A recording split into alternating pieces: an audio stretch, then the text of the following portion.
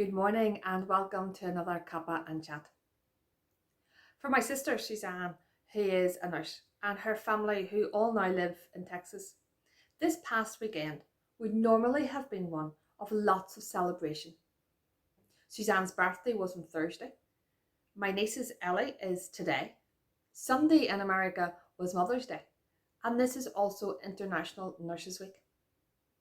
And although Texas is starting to lift some of the protocol around lockdown, the usual meeting together with friends, going out for food, having a party, all that sort of stuff that would be done on such occasion was unable to happen.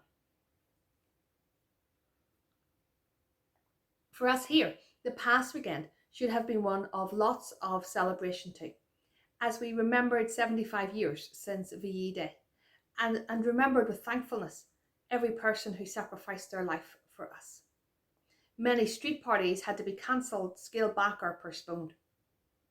Although some individuals did still go ahead with small parties in their own home. But the plan for mass celebration had to be put off.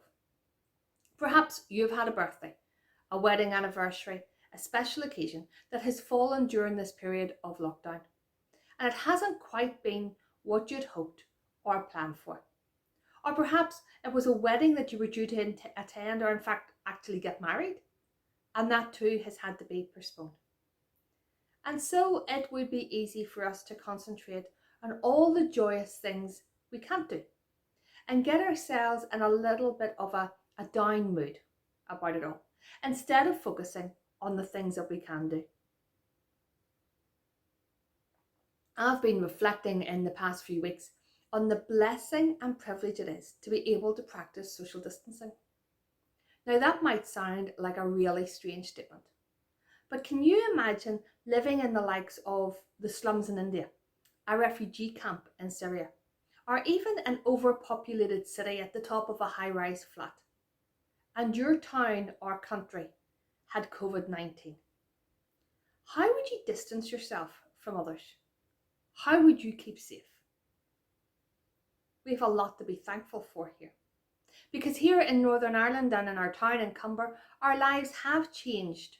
For some, quite drastically, for others, not so much. But over the past 7 weeks, we have all had to make choices as how do we respond to that change.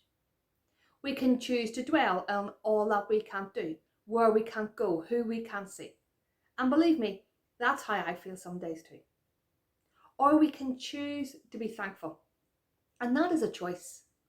So I want to challenge you this morning, as I challenge myself, to think on what can I be thankful for. I'd like to offer you some ideas, the things that I am currently thankful for. I'm thankful for this roof over my head. One which is, yes, crowded more than usual, but is not so crowded that I can't find space for myself. I'm thankful for my family and the gift this lockdown has brought to spend more time with them. A game of Monopoly, more meals around the table, including the ups and the downs. I'm thankful for clean running water straight into my house, so I don't have to walk miles each day to get it, and I can have a cup of tea whenever I want. I choose to be thankful for technology, which although at times causes me great stress, yet it still connects me in this time to my family, to my friends, to you as church, and to a host of other wonderful resources. I'm thankful for shopkeepers who put themselves in harm's way so that I can have food on my table and in my cupboards. It may not be exactly what I want all the time. There may be things we can't get, but I'm thankful. And I'm thankful for all those, from refuge collectors to NHS staff, community care workers to politicians, who are working on our behalf and trying to negotiate our way through this. I'm sure you could add your own ideas to this list, and it would be lovely if you would share some of what you're thankful for on our Cumber Methodist Facebook page, if you have access to it. So our first challenge was to choose to be thankful. My second challenge to myself and to you is, what will we take from this experience to make our future better? I don't know if you've watched it yet, but a young British poet has written a bedtime story which has gone viral, called The Great Realization. If you've yet to see it, Google it. It's absolutely amazing.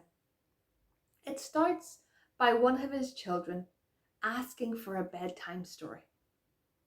"Tell me the one about the virus again," a little voice is heard to say. The poem or bedtime story has a wealth of challenge in it.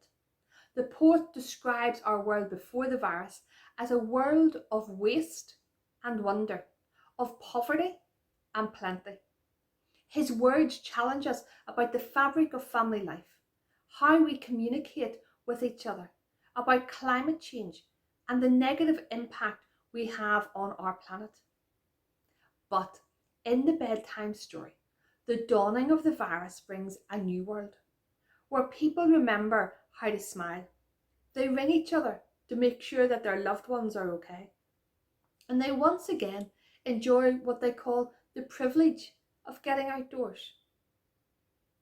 As he draws the poem to conclusion, he says, "And so when we had found a cure and were allowed to go outside, we all preferred the world we found than the world we left behind."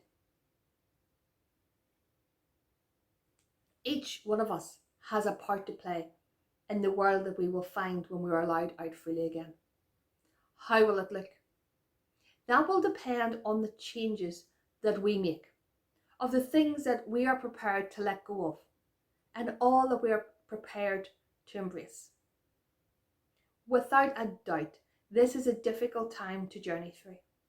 It's especially difficult for those who have lost loved ones and for those who have had to nurse them in these unprecedented times. But we have an opportunity to come out of all of this better people than what we went into it. But that too will mean tough decisions. Most of us like the comfortable life we have settled into. But as Christians, God calls us to look beyond ourselves, to love our neighbour as ourselves, and to care for His creation, honouring Him in all we do. Our world is indeed changing. Each one of our lives has been impacted by all of this in some way. What will you take from this experience to make the future better? For your family, your children, your grandchildren, for our community and our town, for the church and for the world at large. As you ponder these questions, enjoy your cuppa and do yourself a favour and watch the great realisation. Let its words challenge you. And as you've watched it, take a pen and paper and write your thankfulness list. And choose to be thankful. And choose to accept change. Enjoy your cuppa.